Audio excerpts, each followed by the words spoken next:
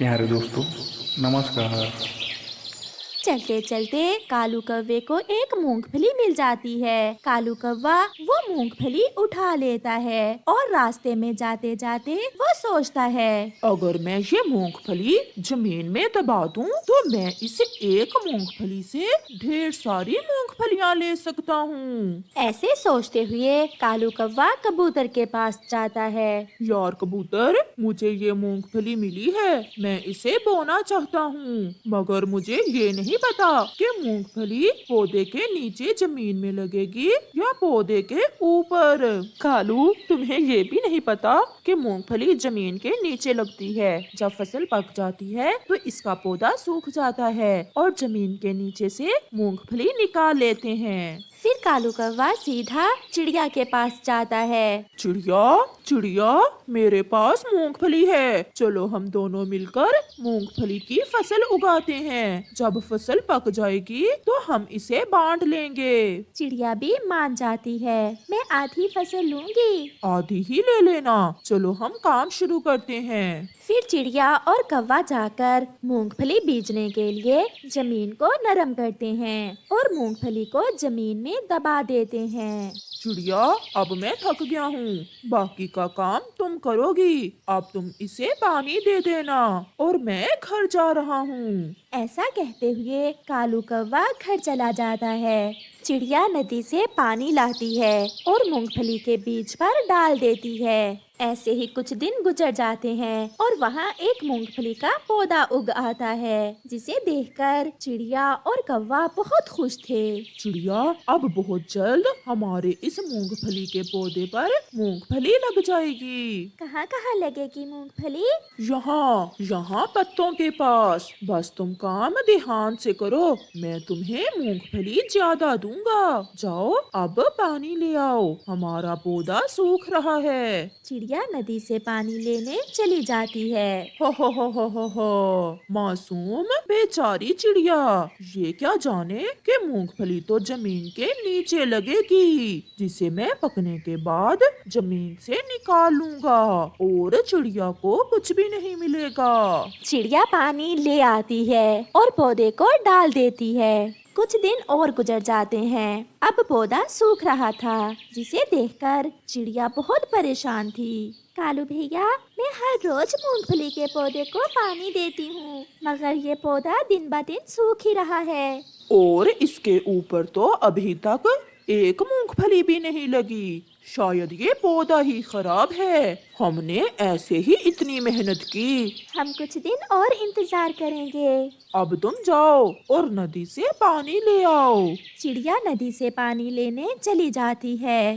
कबूतर ने बताया था, जब जमीन के नीचे मूंगफली लगेगी तो पौधा सूख जाएगा। इसका मतलब मेरी मूंगफली अब तैयार है। फिर कालू कौवा उस पौधे को उखाड़ लेता है और उसके नीचे से सारी मूंगफली तोड़ लेता है और वहाँ से भाग जाता है। चिड़िया भी नदी से पानी लेकर आ जाती है। अरे, इस पौधे को किसने काट दिया? चिड़िया वहाँ बैठकर रोने लग जाती है। बूढ़ी फाख्ता वहाँ से गुजरती है। चिड़िया को रोते देखकर वो वहाँ आ जाती है। बेटी चिड़िया, क्यों रो रही हो? चिड़िया रोते हुए बूढ़ी फाख्ता को सारी बात बताती है। बेटी चिड़िया, वो कौवा बहुत चालाक है। मूंगफली पौधे के ऊपर नहीं, बल्कि जमीन के अंदर इस पौधे की जड़ों में लगती है, जो कौवा तोड़ कर ले गया है। उसने तुमसे झूठ बोला था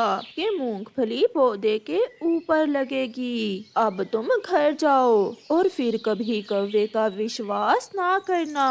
फिर चिड़िया रोती हुई घर चली जाती है। मैं फिर कभी भी उस काले कौवे का विश्वास नहीं करूंगी। ये काला कौवा हर बार मुझे धोखा देता है। चिड़िया घर जाते हुए ऐसे सोच रही थी। घर जाकर कालू कौवा एक मूंगफली खाता है जिसका स्वाद उसे अच्छा नहीं लगता।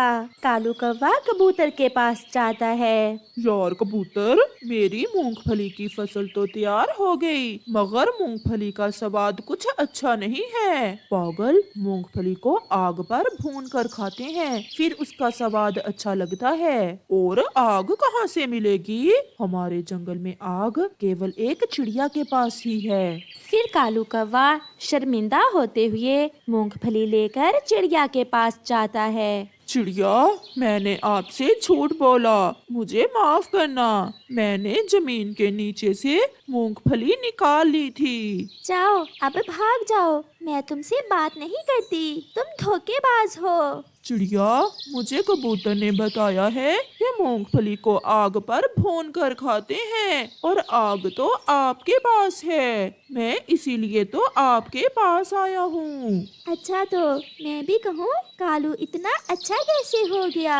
मैं मूंगफली अपनी आग पर भूनने के बदले में आधी लूंगी। फिर चिड़िया अपनी कढ़ाई गरम करती है और मूंगफली भूनकर उसमें से आधी ले लेती है और आधी कौवा ले जाता है। अब वो दोनों खुश थे। चिड़िया चिड़िया, जल्दी करो जल्दी करो, जंगल में बाढ़ आ रही है। सभी पक्षी ये जंगल छोड़कर जा रहे हैं, हमारे पास समय नहीं है। कबूतर भैया, ये बाढ़ ऐसे अचानक, मुझे कुछ समझ नहीं आ रहा। हम अपने घर छोड़कर कहाँ जाएंगे? और मेरा तो ये अंडा भी है। चिड़िया, जान बच गई तो घर भी मिल जाएंगे, बस तुम जल्दी करो, अपना अंडा उठाओ। वो अभी ऐसे बात ही कर रहे थे कि बाढ़ का पानी तेजी से आ जाता है। देखते ही देखते उस पानी से तो जंगल भरने लगा था।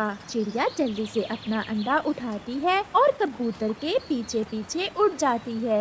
सभी पक्षी तेजी से उड़े जा रहे थे। फिर अचानक चिड़िया का अंडा छूटता है और बाढ़ के पानी में गिर जाता है। मेरा अंडा बह गया।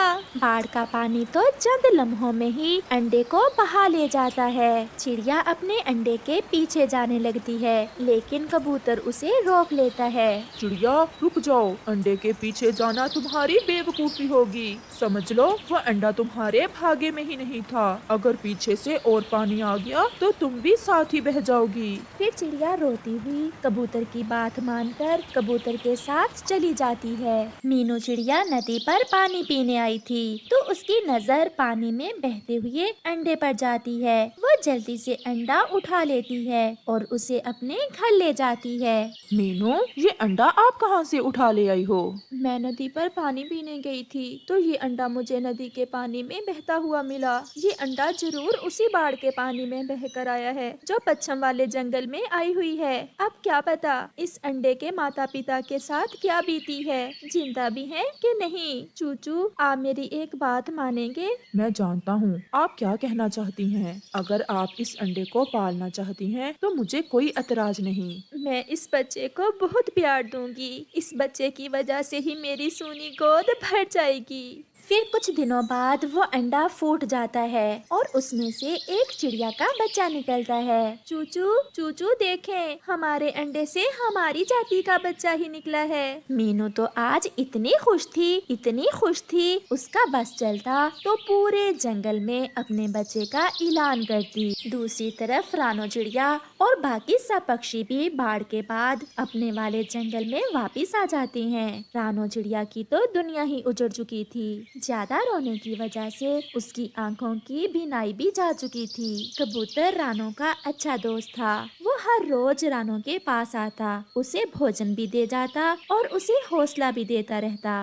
रानो, मैं जब तुम्हें देखता हूँ तो बहुत दुखी हो जाता हूँ। तुमने अपनी क्या हालत बना ली है। तुम कैसी हंसमुख होती थी। सारा जंगल एक तरफ, तुम्हारी जंगल में अपनी ही रौनक होती थी। अब तो सारा जंगल वीरान सा हो गया है। कबूतर भैया, क्या करूँ मैं? जब मेरा पति मरा तो मेरे पास मेरा अंडा था। मैंने बहुत मुश्किल से खुद को संभाला था, खुद को इस बात का हौसला देकर कि मेरे पास मेरे जीने का सहारा है। लेकिन अब मैं खुद को कैसे हौसला दूं? मेरा अंडा ही मेरी सारी दुनिया था। अब मैं क्या करूं? इससे तो अच्छा था मैं भी अपने अंडे के साथ ही मर जाती। चिड़िया जब ऐसी बातें करती तो कबूतर का भी दिल भर आता और वो वहाँ से चला जाता। ऐसे ही दिन और रात गुजरते गए। अब मीनू चिड़िया का बेटा कुकू बड़ा हो चुका था। मीनू और चूचू की तो अपने बेटे में जान थी। वो अपने बेटे से बहुत प्यार करते थे। ऐसे ही एक दिन कुकू अपनी रिमोट कंट्रोल गाड़ी से खेल रहा था कि वहाँ जग्गू आ जाता है। जग्गू कौवा बहुत शरारती था। जग्गू कुकू की रिमोट कंट्रोल गाड़ी उठाकर भाग जाता है। फिर क्या था, जग्गू कौवा आगे आगे और कुकू उसके पीछे पीछे। कुकू बहुत हिम्मत वाला था। वो जग्गू को पकड़ लेता है और जग्गू के 2 चार लगा देता है। ये रिमोट कंट्रोल गाड़ी मुझे मेरे पापा ने आज ही ला कर दी है। अगर तुम्हें इतना ही शौक है ऐसी गाड़ियों से खेलने का तो जाओ और जाकर अपनी खरीद कर खेलो। मैं अभी जाकर अपनी मम्मा को बताता हूँ कि तुमने मुझे मारा है। देखना मेरी मम्मा तुम्हारी पिटाई करती। हाँ हाँ जाओ जाओ और पहले जाकर अपनी मम्मा को ये बताना कि तुम मेरी रिमोट कंट्रोल गाड़ी लेकर भागे थे। फिर जग्गू रोता हुआ वहाँ से चला जाता है। जग्गू मेरे बच्चे, क्या हुआ तुम्हें? ऐसे रो क्यों रहे हो? मम्मा मम्मा वो कुकू मुझे बहुत मारता है। जब भी मैं उसके खिलौनों से खेलने लगता हूँ तो वो मुझे मारकर भगा देता है। मम्मा मुझे भी वैसे ही खिलौने चाहिए जैसे कुकू के पास हैं। उस अनाथ की इतनी हिम्मत कि मेरे बच्चे को मारे? मम्मा आप उसे अनाथ क्यों कह रही हैं? उसके मम्मा पापा तो जिंदा हैं। जग्गू बेटा, ये कुकू मीनू और चूचू का सगा बेटा नहीं है। ये तो मीनू को पानी में बहता हुआ मिला था और ऐश कर रहा है अब उनकी दौलत के सर पर। मम्मा मम्मा मैं भी उस कुकू को ऐश नहीं करने दूंगा। मैं अभी उसे जाकर बताता हूँ कि वो मीनू आंटी और चूचू अंकल का सगा बेटा नहीं है। फिर जग्गू जल्दी से वापस कुकू के पास जाता है। तुम फिर से आ गए, मैं ही चला जाता हूँ यहाँ से। तुम जैसे शरारती पक्षियों के पास रहना ही नहीं चाहिए। हाँ हाँ चले जाना, लेकिन जाने से पहले एक सच तो सुनते जाओ। सच? कैसा सच? तुम्हें पता है जिन्हें तुम अपने मम्मा पापा कहते हो वो तुम्हारे सगे मम्मा पापा नहीं हैं, बल्कि तुम तो उन्हें नदी में बहते हुए मिले थे। बेचारा अनाथ कहीं का। ऐसा कहकर जग्गू वहाँ से चला जाता है और कुकू तो वही पत्थर का बना खड़ा था। उसे तो अपने कानों पर विश्वास ही नहीं आ रहा था। कुछ देर बाद कुकू अपने घर वापस जाता है और चुप करके बैठ जाता है। कुकू बेटा, क्या हुआ है? आप ऐसे उदास होकर क्यों बैठ गए हो? बेटा आप ठीक तो हो? लेकिन कुकू खामोश रहता है। मीनू तो कुकू को ऐसे खामोश देखकर बहुत परेशान हो जाती है। मेरी जान बताओ ना, क्या बात है? आप कभी भी ऐसे खामोश होकर नहीं बैठे हो। आप मेरी कसम खाकर बताएं, मैं जो पूछूंगा आप मुझे सच सच बताएंगी। बेटा बताओ तो, हुआ क्या है? तुम क्या पूछना चाहते हो? क्या मैं आपका सगा बेटा नहीं हूँ? मीनू की तो जान ही निकल जाती है। बेटा ये आप कैसी बातें कर रहे हो? आप हमारे ही बेटे हो। फिर मेरी कसम खाएं। अगर मैं आपका बेटा हूँ तो मेरी कसम खाकर बताएं कि मैं आपका सगा बेटा हूँ। मीनू अपने बेटे की कभी भी झूठी कसम नहीं खा सकती थी। मीनू खामोश रहती है। मम्मा आपकी खामोशी का क्या मतलब है? मुझे सब पता चल गया, मुझे सब पता चल गया। कुकू रोता हुआ घर से बाहर निकल जाता है। चूचू भी पीछे खड़ा सब सुन रहा था। मीनू कुकू के पीछे जाने लगती है तो चूचू उसे रोक देता है। मीनू इस समय तुम कुकू के पीछे मत जाओ, उसे इस समय कुछ समझ नहीं आएगा, लेकिन आने वाला समय उसे सब समझा देगा। कुकू सीधा गोरी कव्वी के पास जाता है। आंटी आप बताएं, आप तो सब जानती हैं, मैं किसका बेटा हूँ? कुकू बेटा, मैं तुमसे झूठ नहीं बोलूंगी। मैं ज्यादा तो नहीं जानती, लेकिन मुझे इतना पता है कि पिछले साल पच्छम वाले जंगल में बाढ़ आई थी और तुम उसी बाढ़ के पानी में बहकर इस जंगल में आ गए थे और मीनू ने तुम्हें उठा लिया था। मीनू तो बे औलाद थी, उसने तुम्हारे माता पिता को ढूंढने की बजाय तुम्हें खुद ही रख लिया। अब तुम्हारे माता पिता कैसे रह रहे होंगे तुम्हारे बिना? मुझे जाना होगा अपने मम्मा पापा को ढूंढने, मुझे जाना होगा। फिर कुकू वहाँ से पश्चिम वाले जंगल की तरफ निकलता है। रात भी होने वाली थी और कुकू पश्चिम वाले जंगल में पहुँच जाता है। कुकू वहाँ एक पेड़ पर बैठ जाता है। अब अंधेरे में उसे कुछ समझ नहीं आ रही थी कि वो कहाँ जाए। कबूतर भी पास से ही गुजर रहा था। कुकू कबूतर को आवाज देता है, कबूतर अंकल मेरी बात सुने। कबूतर कुकू के पास आता है। कहो बेटा, क्या बात है? तुम मुझे इस जंगल के नहीं लग रहे। कहाँ से आए हो बेटा और कहाँ जाना है आपको? कबूतर एक साथ ही कई सवाल करता है। अंकल, मैं इसी जंगल का हूँ, लेकिन मैं अपने मम्मा पापा से बिछड़ गया था। पिछले साल इस जंगल में जो बाढ़ आई थी, मैं उसी बाढ़ में अपने मम्मा पापा से बिछड़ गया था। कहीं ये रानू का बेटा तो नहीं है? अंकल, आप क्या सोचने लग गए? कुछ नहीं बेटा, चलो मैं तुम्हें एक चिड़िया के पास लेकर जाता हूँ, शायद वो तुम्हारी मदद कर सके।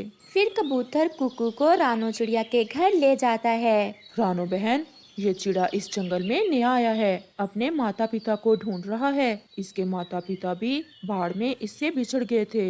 बेटा मेरे पास आओ। फिर कुकू रानू के पास जाता है। रानू कुकू को अपना पंख लगाती है। मेरा बेटा कबूतर भैया, ये मेरा बेटा ही है। मैंने जब इसे अपना पंख लगाया तो मुझे वही एहसास हुआ जैसा मुझे अपने अंडे से होता था। कुकू भी रोता हुआ चिड़िया के गले लग जाता है। चिड़िया बहन, मैं तो इस बच्चे को देखकर ही समझ गया था कि ये आपका ही बेटा है। ये तो कोई चमत्कार ही हुआ है। कुकू बेटा, आप कहाँ रह रहे थे? मेरा मतलब है, आपको किसने पाला है? फिर कुकू कबूतर और अपनी मम्मा को सारी बात बताता है, जिसे सुनकर रानो बहुत खुश भी थी और उदास भी। चिड़िया बहन, क्या हुआ? आप एकदम उदास क्यों हो गईं?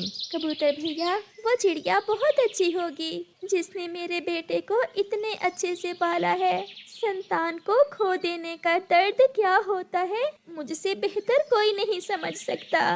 मैं मीनू को कभी दुख नहीं दूंगी। कुकू बेटा, मैंने आपको जन्म जरूर दिया है, लेकिन बेटा जिसने तुम्हें इतने प्यार से पाला वही तुम्हारी असल माँ है। तुम जाओ बेटा, अपनी माँ के पास जाओ। लेकिन मम्मा, मैं आपको भी अपने साथ लेकर जाऊंगा। मैं आपको अकेला नहीं छोड़ सकता। रानो, कुकू ठीक कह रहा है, तुम इनकार मत करना। अब मैं भी तुम्हें दुखी नहीं देख सकता। आपको कुकू की बात मानना होगी। फिर रानो चिड़िया भी अपने बेटे और अपने दोस्त कबूतर की बात मान लेती है। मीनू भी बैठी रो रही थी और चूचू उसे चुप करवा रहा था। आप जाएं और मुझे मेरा बेटा ला कर दें। मैं अपने बेटे के बिना नहीं रह सकती। और मैं भी अपनी मम्मा के बिना नहीं रह सकता। कुकू आकर मीनू को गले लगा लेता है और वो सब खुशी खुशी का जीवन बिताते हैं और एक साथ ही रहते हैं।